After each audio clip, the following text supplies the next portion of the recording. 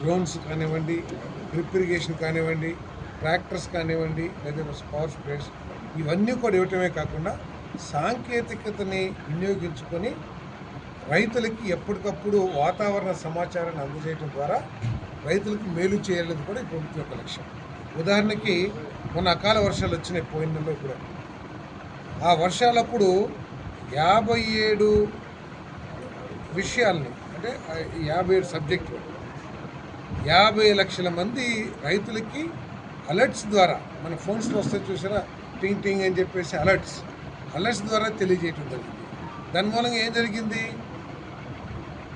ఒకవేళ కళ్ళం మీద ఏమన్నా మిరపకాయ ఎండబెట్టుకున్నారు, అలర్ట్ వచ్చిందరే వాన వస్తుందని చెప్పేసి రాష్ట్ర ప్రభుత్వం నుంచి వాతావరణ శాఖ తెలియజేసిందని చెప్పేసి వెంటనే టార్పాలిన్ తన దగ్గర ఉన్నాయి కానీ లేదా ఎక్కడన్నా వేరే రైతుల దగ్గర ఉన్నాయి కానీ తీసుకొచ్చి కప్పేసుకున్నారు. అంటే కొంత నష్టాన్ని వర్షం వచ్చేటప్పటికి ఆపగలిగారు.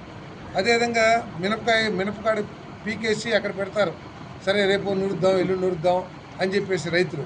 సో ఈ అలర్ట్స్ రాగానే నమ్మో రేపు వాన పడిద్దంట, ఈరోజే ఊళ్ళో ఉన్న లేబర్ని చుట్టాలు అందరితో కలిపి ట్రాక్టర్లు తీసేసి నూరు చేసి ఆ పంటని స్టాక్ చేసుకుంటాం.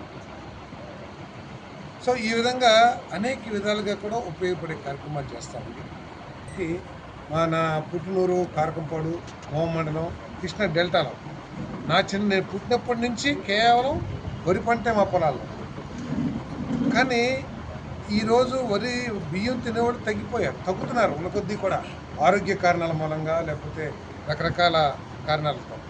సో డిమాండ్ ఏ పంటకైతే ఉందో ఆ పంట వేసుకుంటే రైతు పండించిన పంటను అమ్ముకోవడానికి కానీ, గిట్టుబాటు ధర రావడానికి కానీ, లాభాలు రావడానికి కానీ అవకాశం ఉంటుందని చెప్పేసి ఎప్పటికప్పుడు రైతుల్ని అవగాహన కల్పించడం, ఎడ్యుకేట్ చేయటం కూడా ఈ ప్రభుత్వం చేస్తుందని చెప్పేసి మనం చేస్తాం. ఇటువంటి కార్యక్రమాలు అదేవిధంగా ధాన్యం కొనుగోలు పెట్టారంటే నేరుగా 9%. ఎంత 9% అంటే 12,000 కోట్ల రూపాయలు. 12,000 కోట్ల రూపాయలు ఈ రాష్ట్రానికి ఆదాయం వస్తుంది. 12,000 కోట్లు వస్తే ఏమవుతుంది, ఒక తల్లికి వందనం తీరిపోవచ్చు, లేకపోతే అన్నదాత సుఖీభావ తీరిపోవచ్చు. కానీ గత ప్రభుత్వంలో ఎక్కడైనా అసలు ఈ ఆదాయం వచ్చిందని చెప్పుకోవడానికి అవకాశం ఉండిందా? అప్పు చేయటం లేకపోతే ఇది చేయటం, ఆఖరికి రాష్ట్రాన్ని అప్పులు పాలు చేయటం. సో ఈరోజు ఈ హాస్టల్ మిట్టలు రావడం అనేది చాలా ఈ రాష్ట్ర ప్రభుత్వం సాధించిన విజయంగా, ప్రజల కోసం సాధించిన విజయంగా రాష్ట్రం 1,35,000 కోట్ల రూపాయలు పెట్టుబడి 2 దఫాలుగా. అంతేకాదు 75 సంవత్సరాలు మనం విశాఖ ఉక్కును గుర్తుంది ప్రతి ఒక్కరికి. ఎందుకు గుర్తుంది? చంద్రబాబు నాయుడు గారు, లోకేష్ గారు ప్రయత్నం చేసి సాధించిన గొప్ప ప్రాజెక్ట్ అని చెప్పేసి కూడా నేను ఈ సందర్భంగా తెలియజేస్తాను. ఈ 75 సంవత్సరాల్లో దేశంలో ఈ కెపాసిటీ స్టీల్ ప్లాంటే లేదు. 18 మిలియన్ టన్ ఎంపీపీ మిలియన్ టన్స్, 18 మిలియన్స్ అంటే 1,80,00,000 కిలోల స్టీల్. 18 మిలియన్స్ అంటే 1 మిలియన్ టన్స్ అంటే ఇంకా ఇంటూ 1000. సో అసలు ఇంత పెద్ద ఫ్యాక్టరీ వైజాగ్ కూడా దాదాపు 3 కెపాసిటీతో ఈరోజు ఈ ఫ్యాక్టరీ వస్తూ ఉంది. మరి 2 విడతల్లో 2029కి మొదటి దశ 2028కి పూర్తి చేయబోతూ ఉంది. పూర్తి చేద్దామని చెప్పి ఆ పంటలన్నింటినీ కూడా కొనటం కానీ ఇటువంటి ఇంటర్వెన్షన్ స్కీమ్స్ కూడా చేస్తూ ఉంది. మన రైతుకి పండించిన పంటకి డబ్బులు ఇచ్చిన ప్రభుత్వం కేవలం చంద్రబాబు నాయుడు గారి నాయకత్వంలోని కూటమి ప్రభుత్వం అని చెప్పేసి తెలియజేయడానికి నేను చాలా గర్వపడతానని చెప్పేసి కూడా నేను ఈ సందర్భంగా తెలియజేస్తాను.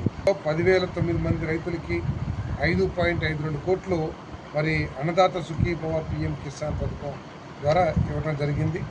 మొత్తం నియోజకవర్గంలో 35,529 మందికి 19.77 కోట్ల రూపాయలని అన్నదాత సుఖీభవ కింద చెల్లించామని చెప్పేసి మనం చేస్తూ ఉన్నాయి. మరి 50% రాయితీ మీద పచ్చిరొట్టు విత్తనాలు కానివ్వండి, 50% రాయితీ మీద యంత్ర పరికరాలు కానివ్వండి, 80% డ్రోన్ ఎవరైనా తీసుకుంటే 90%, 90% బిందు సేద్యం, మరి 100% సబ్సిడీతో ఆయిల్ పామ్ మొక్కలు. ఈ విధంగా రైతును ఆదుకోవటానికి మరి ఈ ప్రభుత్వం అన్ని విధాలా కృషి చేస్తుందని చెప్పేసి కూడా నేను తెలియజేస్తాను. వీటన్నిటికీ తోడు మొట్టమొదటిన ఈ ప్రభుత్వం యొక్క ధ్యేయం అని చెప్పేసి జాబ్ క్యాలెండర్ ఇస్తామని చెప్పాము. అంటే ప్రజలు ఆలోచించాల్సింది ఏమిటంటే గత ప్రభుత్వానికి ఈ ప్రభుత్వానికి ఉన్న తేడా ఒకటి గమనించాలి. ఏంటంటే ప్రైవేట్ రంగానికి కావాల్సిన నైపుణ్యాలను నేర్పించి వాళ్ళకి ఉద్యోగ అవకాశాలు కల్పించడం. ఇప్పుడు నైపుణ్యాలు నేర్పించామనుకోండి, మరి ఒక ఫ్యాక్టరీ పెట్టావు, ఎక్కడికో ఎందుకు వెళ్తాడు?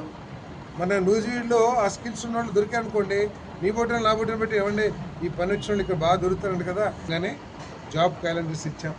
పోయిన సంవత్సరం 30,000 ఇచ్చాం, ఈ సంవత్సరం 10,000 90 మందికి ఎంతమందికి ఇచ్చాం. వచ్చే ప్రతి ఉగాదికి జాబ్ క్యాలెండర్ ఇవ్వబోతాము. అంటే 5 సంవత్సరాల్లో కూడా మ్యాక్సిమం 1,00,000 ఉద్యోగాలు ఇవ్వచ్చు. సరిపోతాయి 1,00,000 ఉద్యోగాలు? ప్రభుత్వం రంగంలో ఎందుకంటే ఎక్కువ ఇవ్వగలమా? ఇవ్వలేం కదా. ఇవ్వడానికి సాధ్యం కాదు కదా, ఆర్థిక పరిమితులు కానివ్వండి, లేకపోతే రకరకాల కారణాలతో. ఈరోజు ఈ ప్రభుత్వం దిగ్విజయం అయిందని చెప్పేసి కూడా నేను చెప్పడానికి చాలా సంతోషిస్తూ ఉన్నాను. ఆర్సిలరీ మిట్టల్ ఈ ప్లాంటు నాకు తెలిసి గత ప్రభుత్వాలంతా కూడా ఒరిస్సాలో పెట్టేశారని చెప్పేసి చెప్పుకున్నారు. మీరు ప్రయత్నం చేసి ఆయనే వారి దగ్గరికి వెళ్ళి స్టీల్ ప్లాంట్ మీరు ఏదైనా కారణాలతో మీరు ఆలోచిస్తున్న ప్రాంతంలో